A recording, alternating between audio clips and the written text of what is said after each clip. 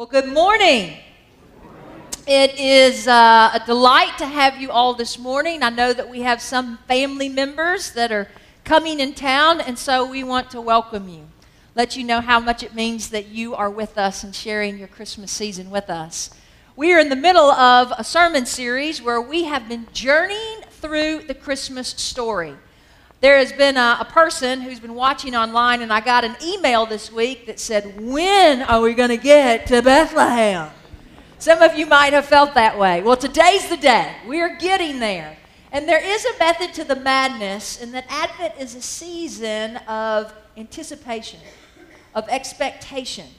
We see that longing and that worrying, and we are in an entire season culturally and at times even spiritually that we want to rush past it so that we can get to that Christmas morn. We are invited to slow down our spirits. We are invited to center ourselves and anticipate and expectate and walk with Mary on the journey as she experiences the birth of Christ. If you are just joining us this morning, I want you to know that we have been looking at these familiar Christmas stories through 4 different lenses. We've been looking at each story through the lens of history, of archaeology, geography, and theology. And each week we've been asking the question, what does this particular part of the Christmas story have to reveal to us about the character of God? What does this part of the Christmas story reveal to us about the Christ child whose birth we celebrate in just a couple of days? And even though this is a 2,000-year-old story, what does this part of the Christmas story reveal as well as challenge us today on our journey of faith? And so so that we can review, inside your Grow, Pray, and Study Guide, known as your GPS, this is provided for you to serve as a navigational tool for your soul throughout the week. It is filled with devotionals. You will see a map of Palestine at the time of Jesus. And just to remind you so that we can orient ourselves to what this map looks like, it should come up here in just a moment. What we'll see here is, if you remember, we have the Sea of Galilee in the northern region, which flows into the Jordan River that deposits itself into the Dead Sea. And it is easy for us to divide the land into 3 regions. We have a northern region, which is the region of Galilee. We have a central region, which is Samaria. This is today's West Bank, to help you orient yourself. The southern region is Judea. And so just again, so that we can visit where we have been, our first week we found ourselves in the northern region of Galilee in the town of Nazareth. Now, Nazareth, as we know, is the hometown of Mary. This is where she received a visit from the angel that she was to be with child. The second week, Trey took you to the southern region of Judea, where we went to the hometown of Joseph, being Bethlehem. Joseph also had his own sort of annunciation experience, where an angel of the Lord came to visit him to speak words of prophecy that indeed Mary had conceived by the Holy Spirit, that they were going to have a son, that his name was going to be Jesus. And so then on that third week, we went to Ankaram. This was last week. And in Ankaram, it was Mary who visited her cousin Elizabeth. If you remember when the prophet came and Gabriel, the angel, prophesied over Mary, he said, not only are you pregnant, but your cousin Elizabeth is pregnant as well. And so as soon as Mary found out, she was trying to get to Ankaram. And it was there that we remember that Elizabeth was an encourager, helping her believe and live into the promise that God had for her life. And by so doing, we see that it is then, after being encouraged by Elizabeth, that she gives that beautiful response to the Magnificat by saying, "My soul rejoices in the Lord." Now, I want you to notice the proximity of Ankaram to Bethlehem, because when Mary went to Ankaram, she probably did so with the idea that she was going to tell Joseph that she was with child. And this is where our story diverges based upon which gospel narrative you're reading. In Matthew, we see that Joseph returns back to Bethlehem. He has the angel visit him, again prophesy into him about what is going to happen. And in Matthew, he wakes up, he goes to get Mary, and together they go to be married. If you read the Gospel of Luke, it gives the idea that they were not married until after Mary had Jesus. And so in all likelihood, we believe that the sequence of events was probably similar to that of how Matthew depicts it. And so what would have happened is that after Mary had spent 3 months with Elizabeth, she is now 4 months pregnant, that Joseph would have come to Ankara. And together the two of them would have traveled to Nazareth, and then it would have been there that they would have had a hurry-up wedding. And everybody knew in that day and age what a hurry-up wedding meant. For in that day and age, a hurry-up wedding would have had attached to it an element of shame. And so Mary, as well as Joseph, probably encountered not only looks, but comments and whispers about what this hurry-up wedding really meant. And here is Mary, a righteous woman who has never been with a man and is experiencing a wedding that is attached to it an element of shame. And I imagine that Mary says, this isn't the way that I planned. This isn't the way that as a little girl I dreamed it would happen. From my daddy giving me away to a celebration of the entire village. And I imagine that Mary finds herself taking a journey that she doesn't want to take, and yet she takes it anyway. After Mary and Joseph are married, they do what anybody does when they are expecting a baby. They are making ready. They are preparing. And so they would have made decisions like choosing a midwife who's going to be there to help her have the baby. They would have found a place for them in which she could have labor, in which she could have the child. She also has her family and her friends there as the support system that will be there to help her, a child herself, know how it is to raise the Son of God. And so it's been about 8 years since I have been pregnant, and we wanted to capture for you some of the hormonal rages, the changes in the body, what a pregnant woman is thinking at about 8 months pregnant. And so we want you to take a look at Dr. Christina Collins and how her body is changing in the midst of preparing to deliver a child. So take a look.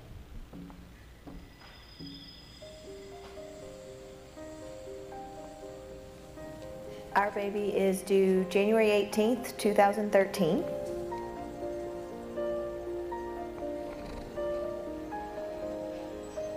There's a lot of hormone changes, mood swings, added weight gain, more back pain than probably is typical for most women, more tired than usual, a little more emotional, maybe crying a little easier or becoming more angry than ordinarily would, and not any real explanation for it.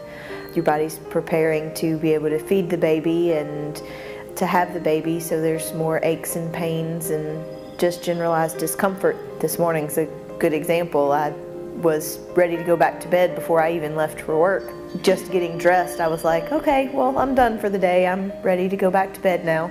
And ordinarily, I'm pretty gung-ho, and just getting ready had me about ready to cry and about ready to call it quits for the day.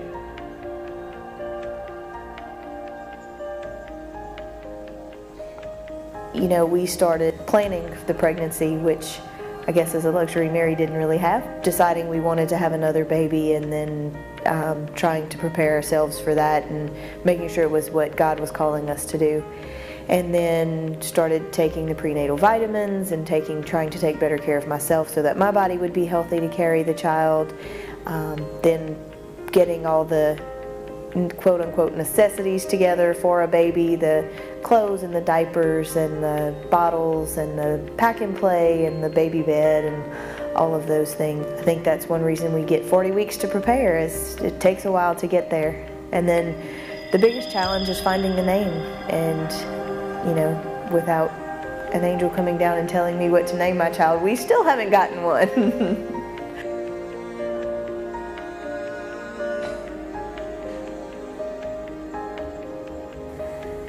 Tom came to me and told me we had to go on a 10-day journey on a donkey, I think I would first ask him if he had lost his mind.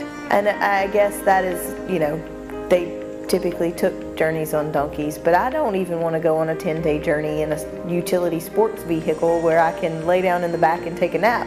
You know, the idea of going to Walmart right now is exhausting, much less riding on a donkey for 10 days. To imagine how uncomfortable she must have been at 9 months pregnant, sitting on a donkey, riding through the desert.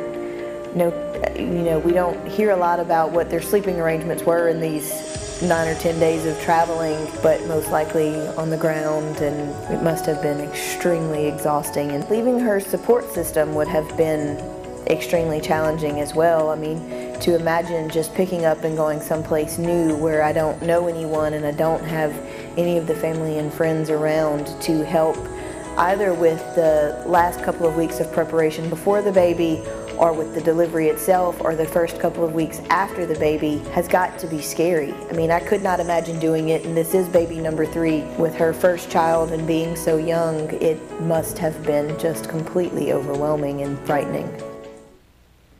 It must have been completely overwhelming and frightening. What we hear is that Mary has probably made arrangements. She's probably prepared. And as you can tell, there's a lot that goes into it. And just when she thinks that she is prepared and ready, she hears a decree from Caesar Augustus that says all are to go to their hometown to be registered for the census. And that means that she is to leave that which is familiar. She's to leave that which is a support. She's to go and to be registered. And I am sure, as well as imagine, that she thought, why God? Why now of all times? 9 months pregnant. I took the shame, I took the looks, I had the hurry-up wedding, but I can't have my baby here? Why couldn't you have changed his mind? You call me blessed, and this is what it means to be a blessing?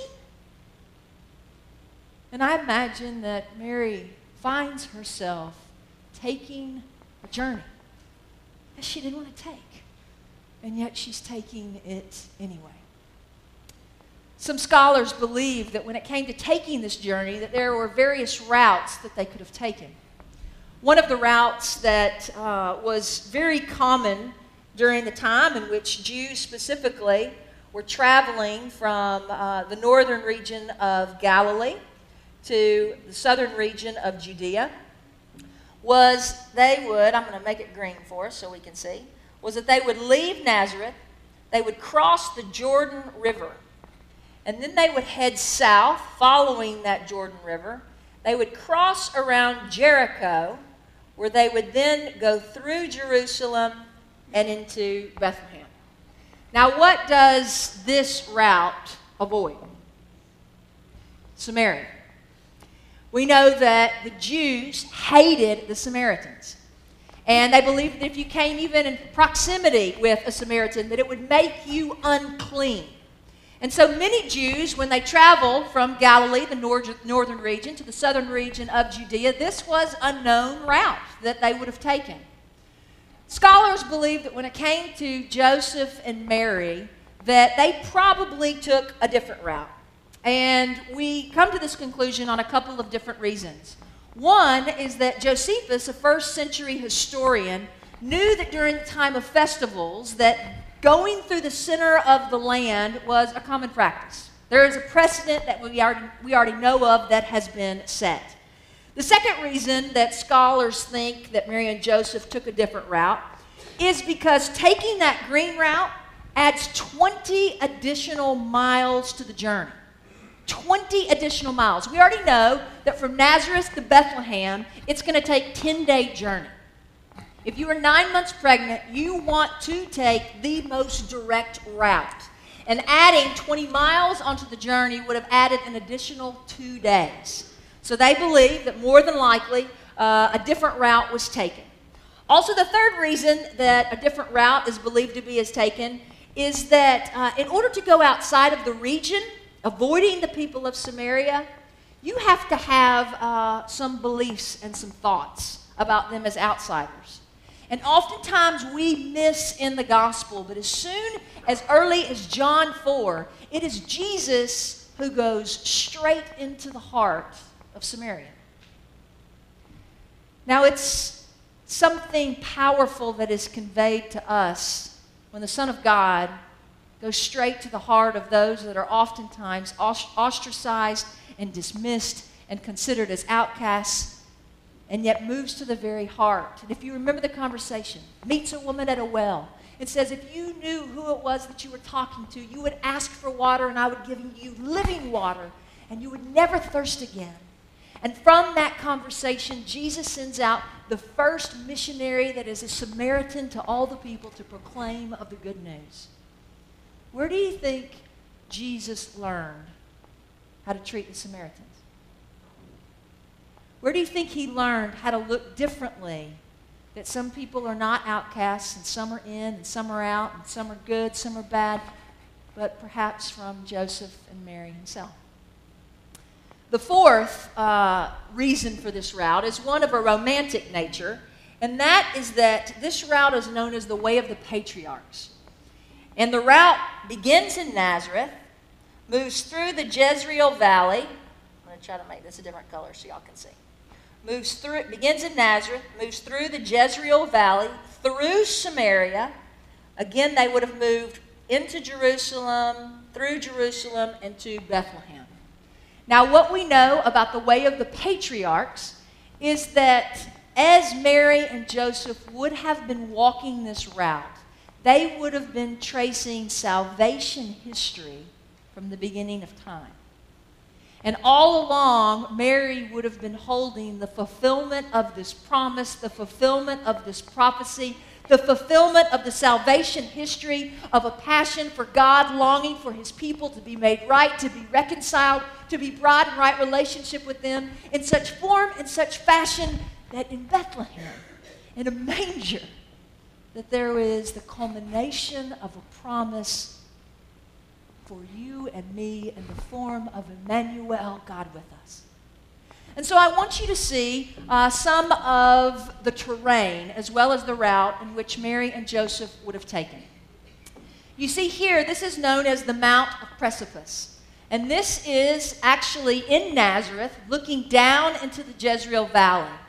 This is right after Jesus preached in Nazareth. Remember, tough crowd. They wanted to kill him after his first sermon of throwing him off of the cliff. This is the cliff. And so as we look there, we see the Jezreel Valley down below, and the Jezreel Valley is fairly flat. And one thing that everyone knew during that time is that lots of wars occurred in that valley. There was a tremendous amount of blood that was shed in the name of peace.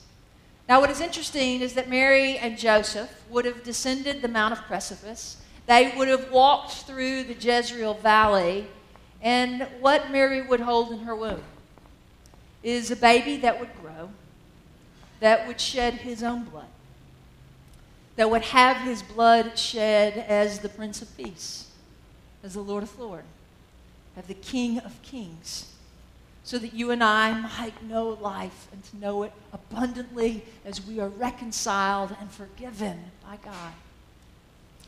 As Mary and Joseph continued through the Jezreel Valley, they would have crossed tons of groves of olive trees. And one of the things about olive trees is that when you press olives, you get olive oil. And olive oil is used for anointing kings. We know that King David was anointed, was set apart. In fact, the term Messiah itself means anointed one. But something's different about the child that Mary carries, for he's not going to be anointed with oil as the King of Kings, but rather he is anointed with tears by sinners, washing the feet with Mary Magdalene's hair. And we are reminded that this King of Kings and this Lord of Lords is different in that it comes to be King and King of Lords of sinners for each and every one of us. as Mary and Joseph continued on their journey, the terrain begins to change. And this is when the journey becomes very difficult. As they move from the Jezreel Valley into this hilly terrain, they would have passed sheep, they would have passed camels. You will see here the dryness, but then you will also see how daunting the Judean wilderness appears. And this is about 9 days of the journey in. This is when Mary and Joseph would have been tested. This is when their strength would have been called upon to continue the journey, probably when they didn't feel like it. What's interesting is that years later, we're going to see that Jesus himself comes to this same area and is called upon to utilize all of the strength that is within him, where he faces his own temptation for 40 days and 40 nights, where he is tested in faithfulness to his God. And what we see as we were here, Rocky and I were in this spot about 2 years ago, and I was just taken aback by the hills, by the barrenness, and at the same time the beauty and the fact that I was there. And as I was there, I met a friend, and you're going to see him. He's right here. And if you know anything of my personality, particularly in Israel, I wanted to experience and try everything. And so I looked at Rocky and I said, I want to ride that donkey. I want to ride it. And so I harnessed my best Mary, because I thought, this is a moment. I'm going to get to ride a donkey like she might have ridden. We're going to go through this. And so sure enough, I got on the donkey, and he took the picture. And what I didn't realize is that I probably should have put the donkey on my back, according to this picture. And just so you know that there were no donkeys harmed in the making of this picture. My father saw this and said, if PETA gets a hold of it, we'll be the poster child for the protection of donkeys. But what we did discover is I rode probably the donkey for a couple minutes. And it was incredibly uncomfortable. And I wasn't 9 months pregnant. And I can only imagine the difficulty of the journey thus traveled just to get to this point, when they would have to call upon everything that God could give them to sustain their souls and to continue the journey. What they would have seen in just a day was Bethlehem. They would have seen this.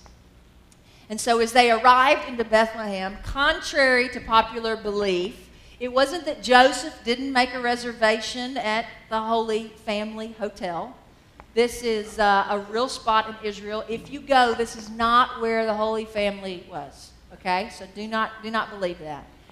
But what we find is that they were trying to find a place where Mary could give birth. And many people ask, well, why didn't Joseph just go home? I mean, he's in Bethlehem. His home is there. Well, in all likelihood, all of Joseph's other family members would have been going home for the census as well. And they probably would have beat them by 2, 3, or 4 days, since they were pregnant and moving slow. The other thing to remember is that anytime there was blood or bodily fluids, it made an area ritually unclean. And so Mary could have had the baby in Joseph's house and asked everybody to leave, but by so doing it would have made that entire home ritually unclean. And so everyone would have had to remain in the stable. And instead, we want you to see what a home would have looked like, because there's a particular word that is important to pay attention to. It says there is no room in the inn. The Greek word that is being used here is a word kataluma. Kataluma. And the only time we see this Greek word used elsewhere is when Jesus says to his disciples, go ahead at the time of Passover and see if there is room in the guest room, if there is room in the kataluma for us to have our Last Supper. And so here is a picture of what a home would have looked like then. You'll see in the top left-hand corner, this is also in your GPS if it helps, that you have a kitchen and a dining space. You have sleeping quarters over there to the right. This is where mom and dad would have slept. But if you had 15 or 20 different siblings, cousins, aunts, uncles, family members coming back for the census, then you probably would have had kids sleeping in the sleeping quarters. And then you see the cataluma, or the upper guest room. Now, you would have had people lined up sleeping there. And then you'll see the stable. The stable would have been adjacent to the house. And what we encounter here is Mary giving birth to Jesus. And I imagine that with the pain of labor and the tears that come down, there are also tears that say, so this is the way this ends. This is how you want the Son of God and the place in which you want him to be born. Here, in a stable. And you know what is filled with stables, because all of those people in that guest room would have had a donkey, would have had a camel, and all those animals would have been there. And it would have smelled awful. And I imagine through tears that Mary says, why couldn't you have done more than this? Why in me saying yes does it end here? But what Mary doesn't know is that the shepherds have already heard what the angels have said and they're on their way. What Mary doesn't know is that the wise men have been traveling for months so that they can pay homage to the King of Kings and the Lord of Lords. You see, sometimes we are called to take journeys that we don't want to take, but are called to take them anyway. And so I ask you in your own life, have you ever been called, or are you in the midst of being asked to take a journey that you don't want to take, but that you're taking anyway? Earlier this week, I posted on Facebook kind of where I was headed with the sermon and asked people if they were willing to just share with me stories and experiences in their own life of journeys they didn't want to take but found themselves taking anyway. And the first one that came back was an entire community in Connecticut that this Christmas is taking a journey that none of them wanted to take. But they're taking it anyway, without loved ones, this Christmas season. Others shared about the journey that they didn't want to take, of having a loved one whose body is there but their mind is gone because of Alzheimer's. A journey they didn't want to take, but they're taking it anyway. Others shared about a divorce, the pain of it. A divorce that they never wanted to go through. A divorce and journey that they didn't want to take, and yet they took it anyway. Others shared about broken hopes, broken dreams. Had a friend who's a pastor on the coast, and she was pregnant, and she found out that she was going to have a child with Down syndrome. She shared with me her journey, how everyone was congratulating her. And throughout her pregnancy, she thought to herself, what is it to congratulate about? Only to discover that the greatest blessing her life would give was the gift of this child. Now, I do not believe that God causes any of this to occur. I don't believe that God's a God where we're puppets on strings and that God makes us to do these things. I believe that we live in a broken world and we are filled with evil and filled at times with sinful people, and the most horrific and unimaginable things can happen in which somebody brings and picks up a gun and lives are changed forever. If ever there is a season for light to pierce the darkness, if ever there is a season for the Prince of Peace and the Lord of Lords to reign in your heart and mind, if ever there is a season for the power of Christ to be conveyed to a world in need, it is now. It is now. And so wherever it is that you find yourself on this journey,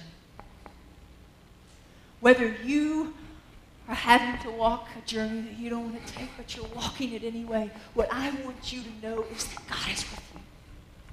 And even when we, as broken and sinful human beings, make a mess of things, and we put our lives in the hands of a Holy One, then God takes that brokenness and somehow can offer us hope and healing in the midst of a broken world. And so this morning, wherever you are, I pray that together we intercede for a world that is in need of God's peace and God's grace. That we remember those perhaps sitting next to you on your left and right that need the light to pierce the darkness. You see, when we gather to celebrate the King of Kings and the Lord of Lords, it'll transform your life and mine. And it has the power to transform the world if we let it. May it be so. In the name of the Father, and of the Son, and of the Holy Spirit.